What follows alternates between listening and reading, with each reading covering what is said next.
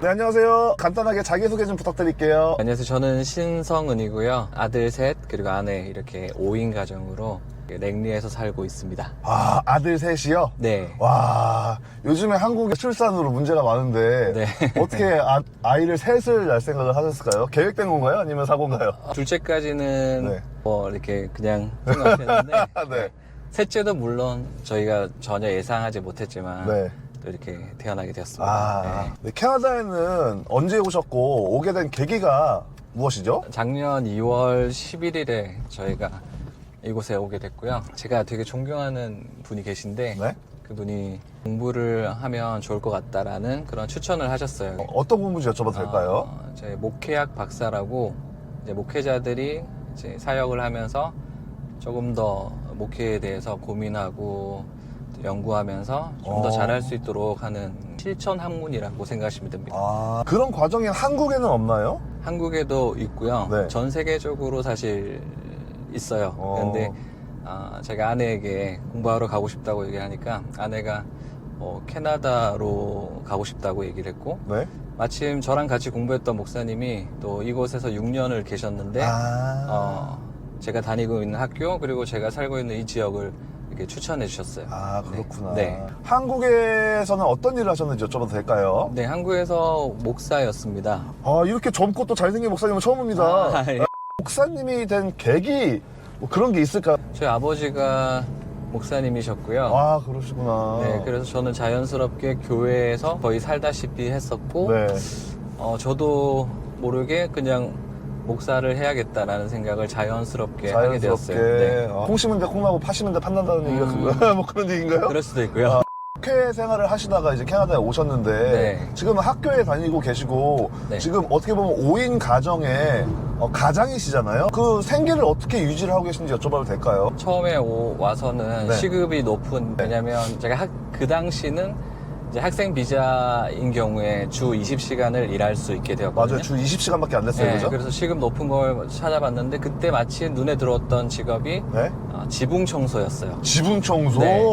근데 지붕 청소를 이제 원한다고 연락을 드렸는데 지원자가 50명 정도가 됐던 거예요. 포지션에 지원자가 50명이나 네네네. 돼요? 시급이 높다 보니까 죄송한데 시급이 네. 얼마인지 여쭤봐도 될까요? 그 당시는 35불이었어요. 근데 이제 지원하셨던 분들이 네. 뭐 일을 하고 밤에 사장님께 못하겠다 연락도 드리기도 하고 사다리 타고 올라가다가 무서워서 못 올라가는 분도 계시고 그렇죠. 그러다가 고소공포증. 저한테 이제 기회가 온 거예요. 아, 밀려서요, 네네. 기회가? 그래서 제가 사장님 만나서 다음날 일을 했는데 마침 그래도 잘 되어서 쭉 지금까지 이제 일이 있으면 지붕 청소는 계속하고 있습니다.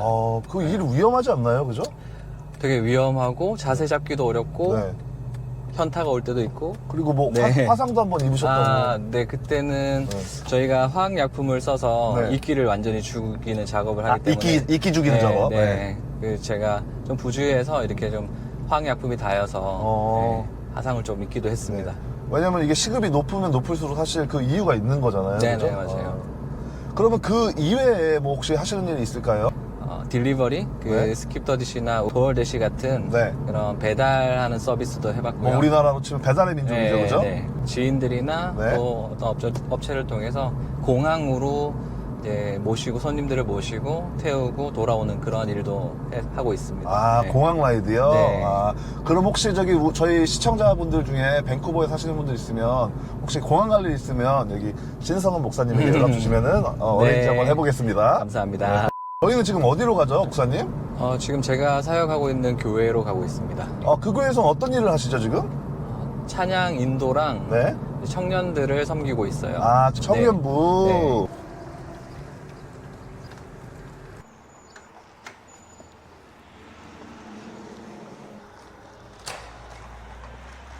네. 여기가 목사님이 목회하시는 교회인가요? 네. 꽤 크네요. 네. 그리고 지금 자녀분이 아들 셋이 있다고 들었어요. 네네. 목사님 자녀분들이 좀 아플 때가 있었다고. 네. 그래서 마음고생을 많이 했다고 들었는데. 저희 첫째 아이가 조산으로 태어났어요. 그래서 인큐베이터에 있었고 2살 때 발견했는데 이 아이의 심장에 판막이 문제가 있었던 거예요. 그래서 2살 때 이제 수술을 해야 된다는 얘기를 저희가 들었었죠. 2살 때? 아내나 저나 너무 놀랐었고 네. 제가 울산에서 살았었는데 네, 울산 출신이시죠? 예, 네. 이제 서울 쪽으로 이제 병원과 연결돼서 알아보는 중에 3살 때 네. 어떤 병원에서 수술을 해야 되겠다라고 결정을 했어요. 네. 거기서는 이제 진행해야 된다라고 얘기했기 때문에. 네. 근데 이제 가족을 포함해서 주변 분들이 이게 아이가 너무 어리다. 그러니까, 지금 수술하면 너무 걱정된다. 그래서 가능하면 하지 않도록 미루고 또 이제 기도하면서 치유할 수 있도록 기도하자 이렇게 얘기를 하셨어요. 네. 그래서 전 처음에는 무조건 수술을 하려고 했다가 네. 주변 분들이 너무 이렇게 저희들을 생각해주는 가정들이기 네, 때문에 네. 귀담아 듣고 이제 기도하면서 하나님 다음번 병원에 저희가 방문했을 때 만약에 그 병원 의사가 지금 당장 안 해도 된다고 하면 저희는 이 아이가 하나님께서 낫게 해주실 거라는 사인으로 보겠습니다라는 기도를 했었어요. 네. 그리고 이제 어떤 병원을 방문하게 됐죠. 근데 의사분이 하는 말이 지금 당장 안 해도 된다라는 거였어요. 네. 그래서 너무 감사했고 네. 와 그러면 안 해도 될 수 있겠구나라는 희망을 가지고 그때부터 기도를 진짜 열심히 했죠. 네. 그러니까 하루에 새벽부터 시작해서 2-3시간씩 늘 거의 1년을 그렇게 기도했었고 네. 이제 1년 뒤에 다시 그 병원을 방문하게 된 거죠. 이제 우리가 기대했던 바는 아이가 다 나았습니다라는 네. 그 얘기를 네. 우린 기대했었죠. 네. 근데 의사분이 더 늦으면 안 됩니다. 아이고. 당장 해야 됩니다라는 아이고. 그런 얘기를 하셔서 저희는 너무나 상심했었고 네. 이제 수술을 저희가 해야 되는 상황이었고 네. 울산에서 서울까지 이제 왔다 갔다 하면서 이 치료하기가 어렵기 때문에 저희는 이사를 결정하게 되었어요. 네. 서울로요? 서울 가까이 근처로, 있는 네. 경기도 성남으로 네.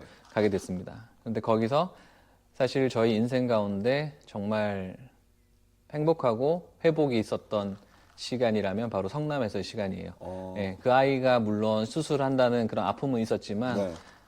수술도 잘 되었고 네.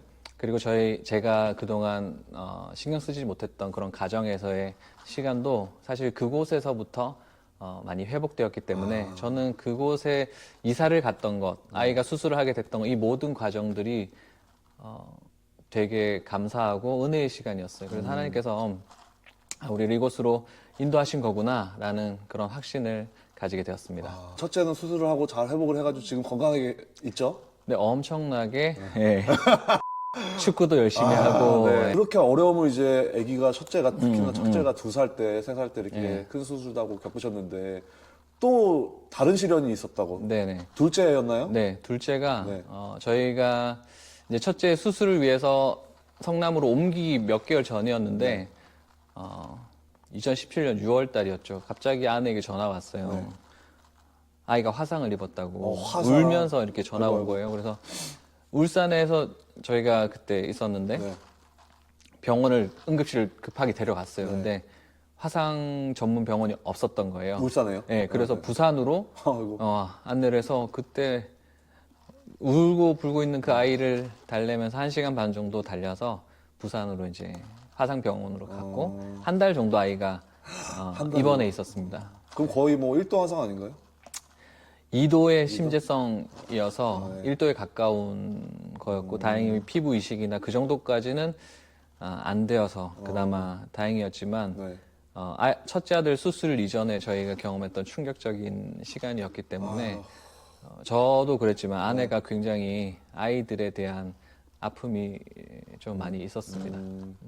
당연히 둘째도 지금 축구도 열심히 하고 잘 크고 있죠? 예, 네. 엄청 열심히 잘 뛰고 있습니다. 네. 저도 이제 개인적인 또 얘기를 공유를 해보면 저도 이제 첫째가 태어났을 때 제왕절개를 했는데 숨을 안 쉬는 거예요. 그래서 5분 동안 이제 숨이 멎어서 의사들도 막 수십 명이 들어와가지고 응급조치를 하고 감사하게 이제 생명을 찾아서 지금 건강하게 잘하고 있는 중환자실에 저희가 한 2주 정도 입원을 했었거든요. 네네. 왜냐면 의사들이 어떤 이유인지 찾아야 된다고 해서 그 숨을 멎은 이유가 그래서 2주 동안 저희가 이제 병원에 있으면서 그 갓난아기 그 손, 머리, 발에 혈관을 찾기 위해서 막 바늘을 계속 하루에 몇십 군데씩 꽂더라고요. 네네. 그런 모습을 보면서 저도 이제 교회에 다니고 하나님을 믿지만 그 원망감이 들 때가 있더라고요. 네. 네. 혹시 목사님은 그런 이렇게 어려움이 닥치셨을 때 하나님에 대한 원망을 해본 적이 있으신지?